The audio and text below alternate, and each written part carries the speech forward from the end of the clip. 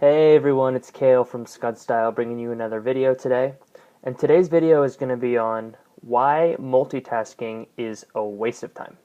Big fat waste of time.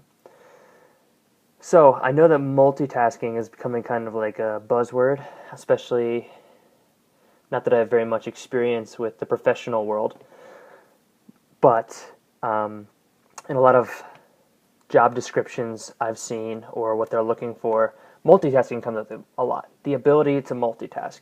And for me, the subtext of that in that situation is multitasking, the ability for me to be able to drop a number of unreasonable tasks in your lap and expect you to deal with them without complaining. Because multitasking is what I think a big waste of time, a big waste of energy, and you're actually accomplishing less when you attempt to do it. So jumping right into it, there's a big difference between busy and versus being productive, obviously. And a lot of times that kind of gets mixed up. And the key to effectively tackling projects and things like that is identifying what is the most important thing. And to kind of streamline that process to take care of the most important thing. And if you're on a deadline or if you're on a crunch, to be able to take care of the most important thing in the best possible way before that deadline. So there are a few different principles here that really come into play.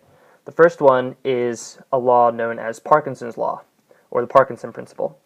And it states that it's an old management principle, and it states that tasks swell or shrink based on the amount of time that you allot them.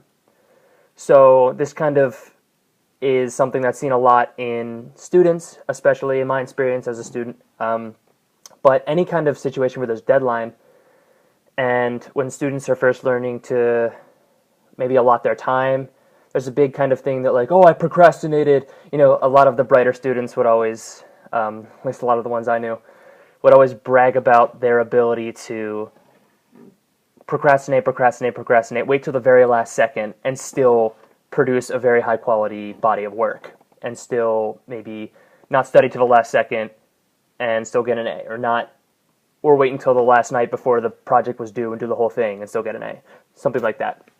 Now, it's funny because there's actually this principle at work in there, and it's Parkinson's law. It's because they only had a limited space of time, because they had a longer amount of time, and they waited till the end.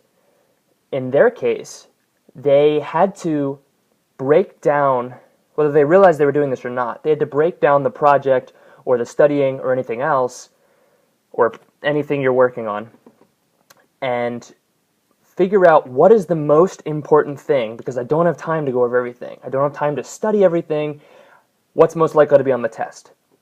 I don't have time to make this thing completely out of scratch, as fancy as I maybe could have, but what's the thing that the teacher's looking for the most? Or what's the thing that is going to be the essence of this project, and how do I really capture that with the amount of time and resources that I have? So, it really comes down to, when it comes to being productive or producing good work, it's really identifying what is the most important. And this is where another law kind of comes into effect, which is Pareto's law, or the Pareto Principle, which is also known as the 80-20 law, or the 80-20 principle. And it's basically saying that 20% of inputs are going to produce 80% of your outputs. Or more simply, there's 20% of the stuff you need to study is going to be on, it's going to cover 80% of the answers you kind of have to give. Or 20% of the things you need to focus on for this project are going to cover the 80% most important of it. And this is a really useful principle when you're kind of dealing with a more limited amount of time.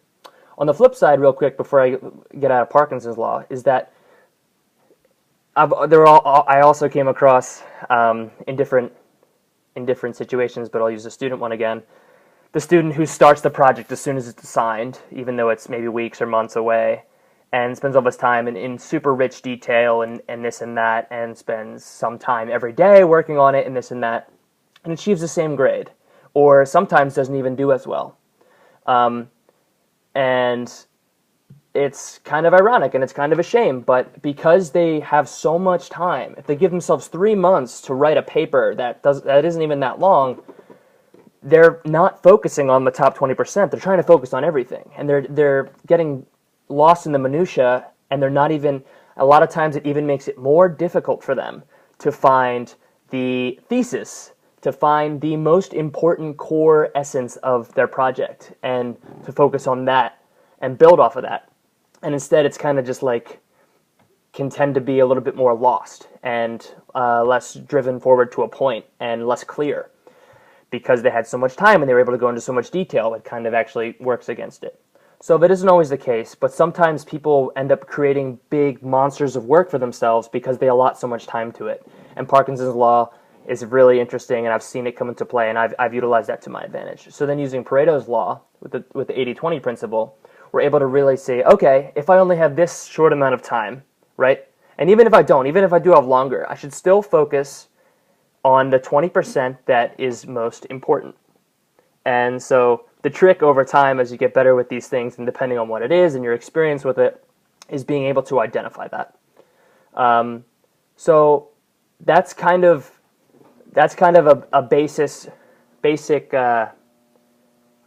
few basic principles, I guess you could say, that are really important to multitasking. So coming back to the whole multitasking idea and why it's bad and why those principles don't really work or operate as well under a multitasking philosophy, is that when you're multitasking, you're using time really inefficiently.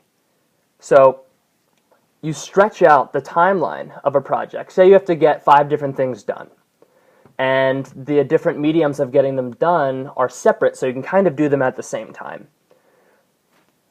It doesn't mean that you should try to do them at the same time, because what's going to happen, it's going to stretch your timeline out 5 times as far as it needs to be, right? You can either do each individual ones, 5 different individual events, and focus all your time and energy on each one, or you can try to interweave them because you think it's going to save you some time. First of all, it's really inefficient with the energy. There's a lot of mental energy that's used up trying to compartmentalize 5 different tasks. And that is understated, and it's not as easy to measure and things like that. But test it out for yourself. It's absolutely exhausting.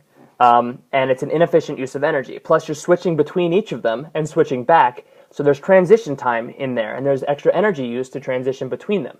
Waste of time, waste of energy right there. Second of all, and kind of why I brought those other 2 principles into it, it stretches the timeline out. And so for Parkinson's law, stretching the timeline out pretty much stretches out how long it's going to take overall. Because if you're allotting, I have plenty of time because I have this much because I'm doing them all kind of at the same time, so now I have, as much as it would take me to do 5 deadlines, and I'm just going to kind of move it all into one just big project. So now, not only are you adding the inefficiency and things like that, you're stretching the timeline out. And as long as you give it a timeline and you give it to that, I can almost guarantee it's going to take all of that time to do. So not only are you more inefficient, but it's going to take longer to do it as well. More inefficient with the energy and also with the time. So you're better off identifying each of the Pareto's law, top 20% of each of them, and giving each of them their own separate deadline. And you can set these deadlines to be whatever you want, but by setting them shorter, because of Parkinson's law, you'll be able to get them done quicker and knock them out quicker. So I think that is a far superior method. Multitasking is not only a waste of time and energy, and it burns you out, it also takes more time when you add it up that way. So it's best to identify, and also when you're in that big timeline, oftentimes it's such a jumble, you can't even focus enough on each one individually to even care about the top 20%, even care about Pareto's law of finding the 20% that's most important and building off of that. So it ends up just kind of being a jumbled mess in most cases. There might be some exceptions, but I do see, in my experience and everything else, that multitasking is a big waste of time. You're better off breaking it down into different individual tasks efficiently and effectively, knocking each of them out respectively and finishing that way. So thanks so much for listening, and don't go multitasking. Enjoy.